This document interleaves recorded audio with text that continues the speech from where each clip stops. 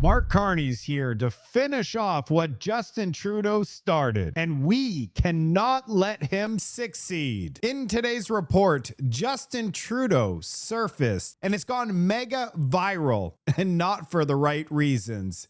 He has zero shame. The Liberal Party support has nosedived after new polling data has come out after Mark Carney's Oval Office visit. Let's just say even Liberal supporters did not like his performance at all. It looks like Mark Carney's not invincible. I guess when you run a campaign on elbows up and say that you're going to get an amazing trade deal and come back home with absolutely nothing. Oh yeah, I have some shocking new data that I can't wait to show you. You're not going to want to miss this report. Let's go.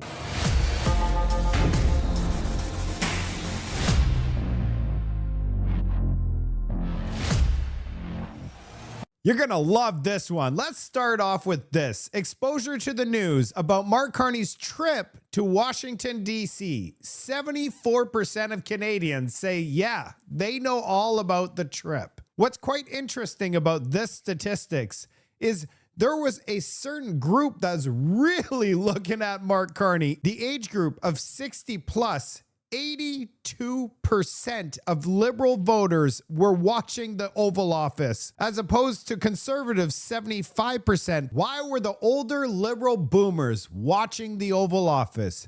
Because they wanted to know if their vote panned out. He promised the world. And what did we get? What's also interesting is the age group of 18 to 29 only had 62% awareness of the event. But overall, 75% of Canadians were watching this Oval Office. How did it go? This is exposure, not watched.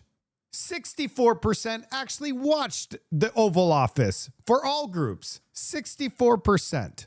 Here's some pretty interesting statistics. Where did people watch this thing? Most people, 41%, watched it on the news, but on YouTube, 20%. I thought it would be higher than that. But the people, if you look on this small thing right here, the people that are watching on YouTube are under the age of 44. 60 plus, only 11% watched on YouTube. On TV, 53% of 60 plus watched it on TV. Expectations from Canada-US trade negotiations. 21% think talks will end badly. Not going to be good. U.S. will impose major tariffs or restrictions that will cause damage to the Canadian economy. 31%. So if we had those two together, that's 52% of Canadians. 31% will reach a deal that avoids worse outcome, but still hurts some industries and workers. But the thing is, 24% have no idea what's going to happen. So let's just take that out. That means the majority of Canadians think it's not going to go well at all. Canada will come out stronger with a better deal that benefits our economy overall. Just 10%. Views of Carney's strategy to deal with Donald Trump, 66% believe, and that's Liberals, believe he's doing a great job. But on the Conservative side, from very, very bad, we don't even know what you're doing, and yeah, not good. So the majority of Conservatives do not like the way that he's dealing with Trump and his strategy. And I find this very interesting. Perceived, if we had Pierre Poilievre in a government dealing with Donald Trump, what do you think? The vast majority of conservative voters say yes, he would do a good job. Liberals, no. Not a good job. Do you see how it's split 54 and 56? It's basically one side says yes, the other side says no. We're like broken right down the middle in this country. I'm going to show you some of the polling data, but first, the number one item here is the rising cost of living. Donald Trump has fallen to third place right here. Only 35%. People are like, we need to resolve our cost of living crisis. And this leads me to the polling numbers. Boom. The Conservatives are now ahead of the Liberals. And it says right here, if there was an election tomorrow, there's more people that are certain who they're going to vote for. And the Conservatives have an edge by 3 points. Voters that are certain. This is Abacus data. Let's look at another polling firm, Nanos. Nanos now predicts 153 seats for the Conservatives, 142 for the Liberals. We're talking about, we see the Oval Office. Everybody's like, what? Why are you kissing the ring? Why are you buttering up Donald Trump? Why are you telling him he's a transformational leader? And then drop all these tariffs and we get nothing. Yeah, it shows right here. So if there was an election today based on this polling data, there would be a conservative minority government. We don't want a conservative minority. We want a conservative majority. So India has come out and said Canada is not a reliable energy supplier, says Indian High Commissioner. They're looking at us saying, how are you going to give us any energy, Mark Carney? You're not going to be able to get it. And that's the whole world. The whole world wants Canada's energy. We don't have the capabilities to sell it to them. That's what Canada's problem is. Mark Carney holds 91% of his assets in the United States, and Brookfield's just purchased the largest pipeline network in the United States. So every pipeline that we do not build in Canada, well, it makes his pipelines in the US with Brookfield go up in value. And then there's Justin Trudeau. He just can't leave us alone. First, it's Katy Perry. Did he leak it? I don't know. He's on the news again. Now, he published on his social media account, which now has 1 million views, and it's going parabolic. 10 years ago today, Canadians chose a more hopeful path. I'll never forget the night in 2015. The energy, the optimism, and the belief that together we could build a better future. I'm sorry, I just puked 1 second.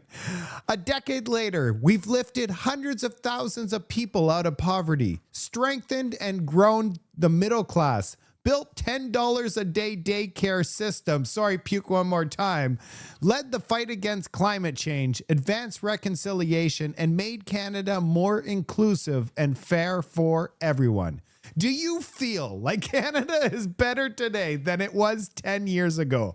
I do not. All of these things he just said, I can barely afford a piece of steak in the store. The middle class in this country has been gutted and completely wiped out. There is no future for our children in this country. He finishes off by saying, I'm deeply grateful for everyone who was part of this journey and believed that better is always possible. Oh yeah, a lot better. Everything could only be better from here. Here's his wonderful photos that he shared on social media about his 10 years.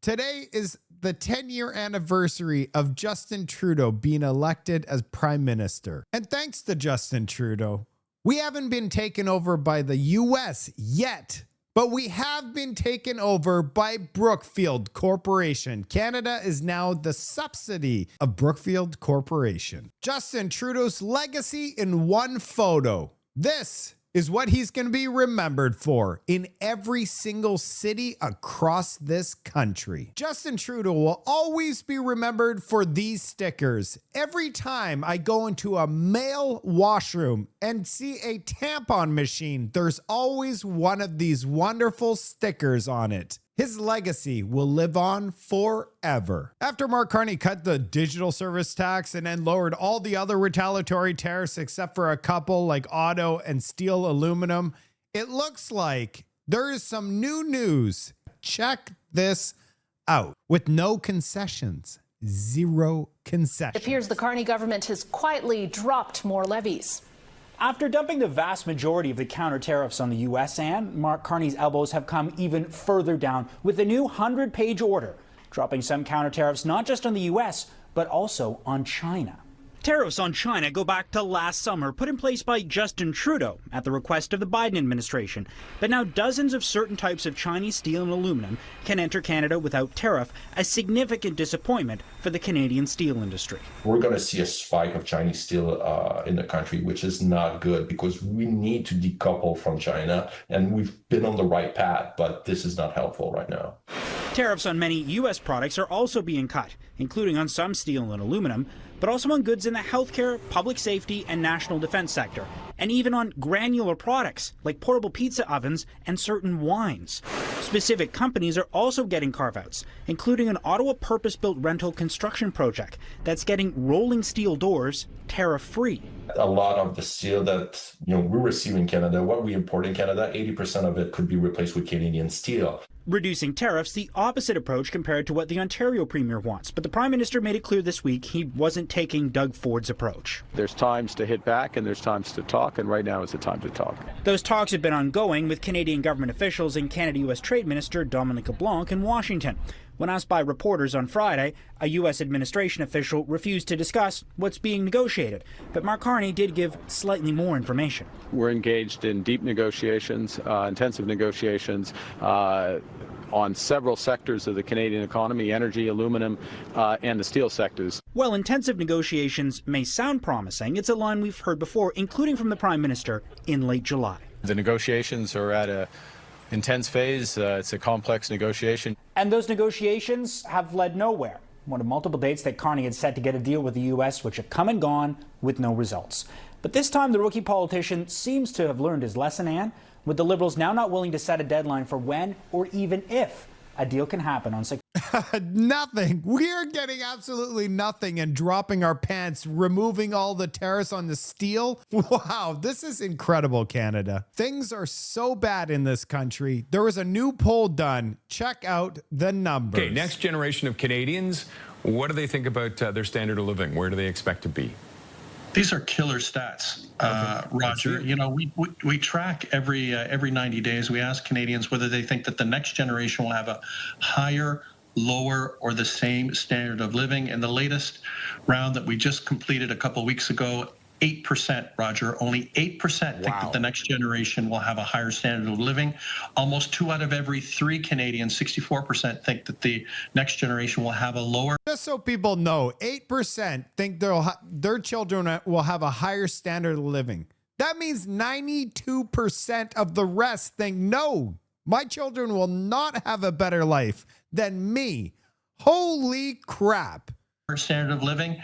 And the thing is, that negativity on the lower standard of living has increased since the election from 59 to 64. Now, I guess one way to look at it, if we go way back, the thing is that, we see that those negative numbers have been as high as 70. But the fact of the matter is, today, Canadians are 8 times more likely to think that the next generation will have a lower standard of living. That is an incredible swing in 13 years. When was the last time, do you have the numbers on when it was this bad? Well, when Justin Trudeau was Prime Minister.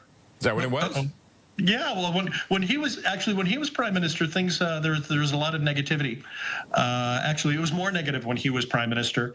And just before the election, the numbers were, I think, at around 70.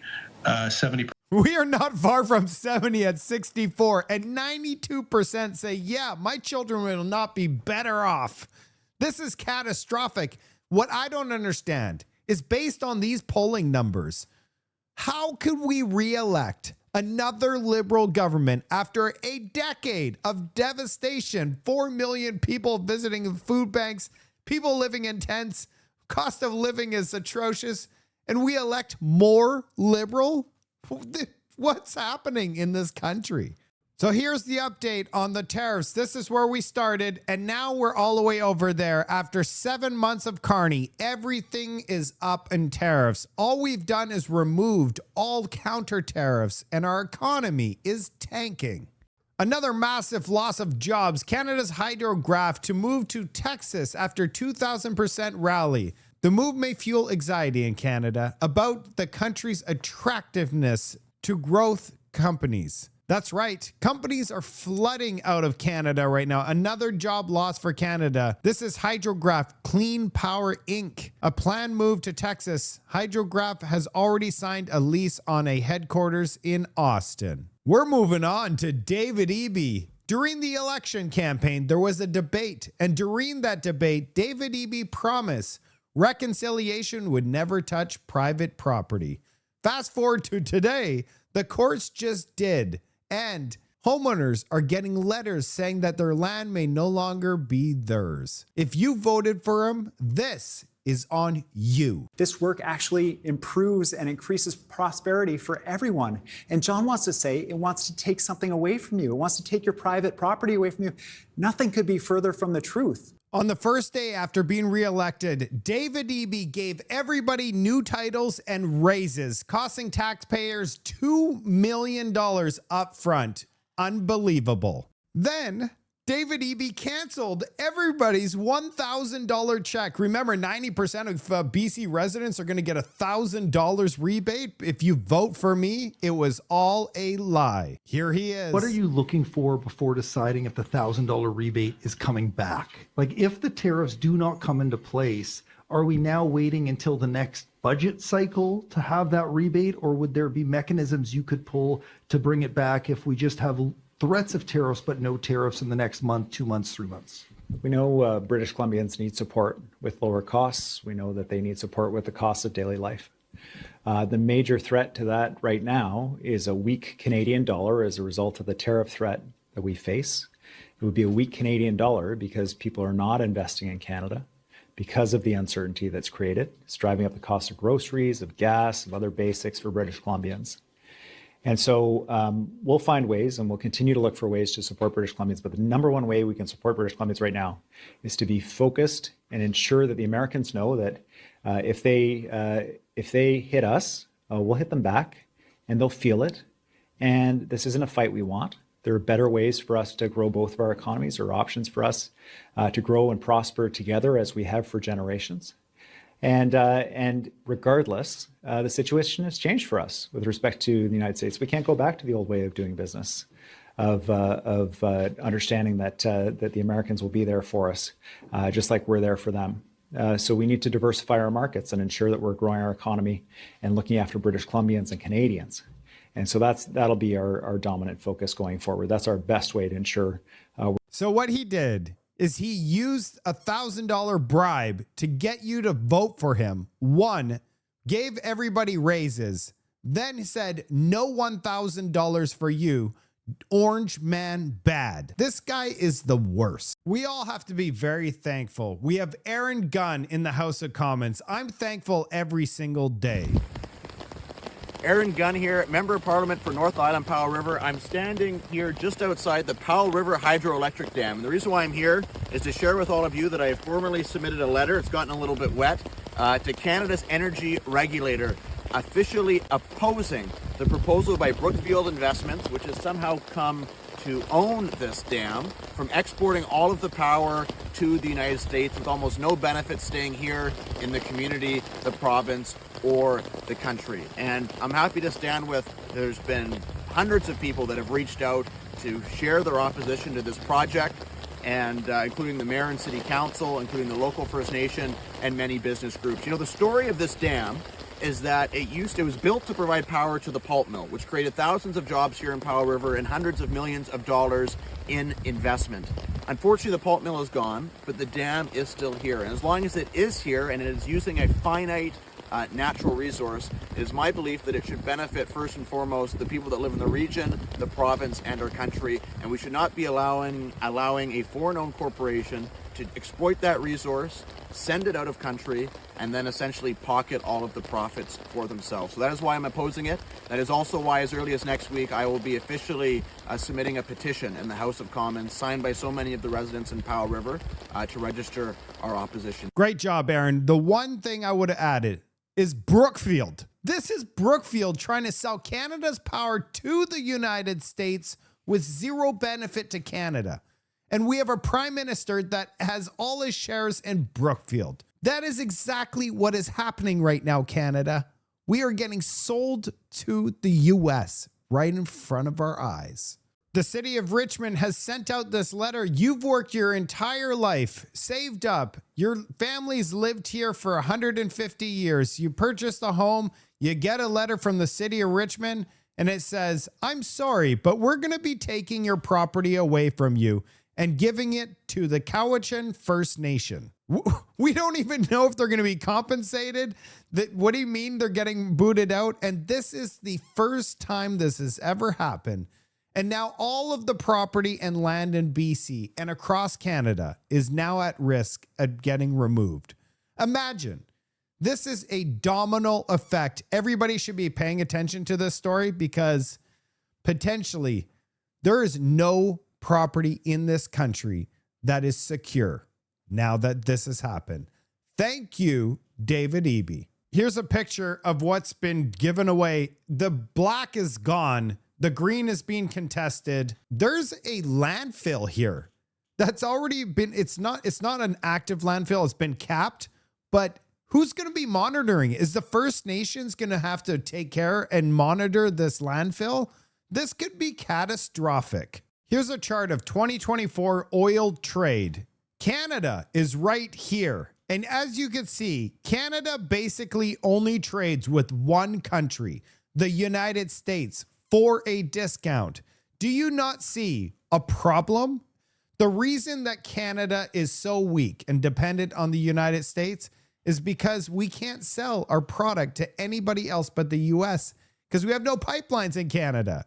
So if we want to be a sovereign, rich country, we need to build pipelines, and we need to build them now. So Mark Carney better move fast and approve a pipeline. Otherwise, I don't see him lasting till Christmas.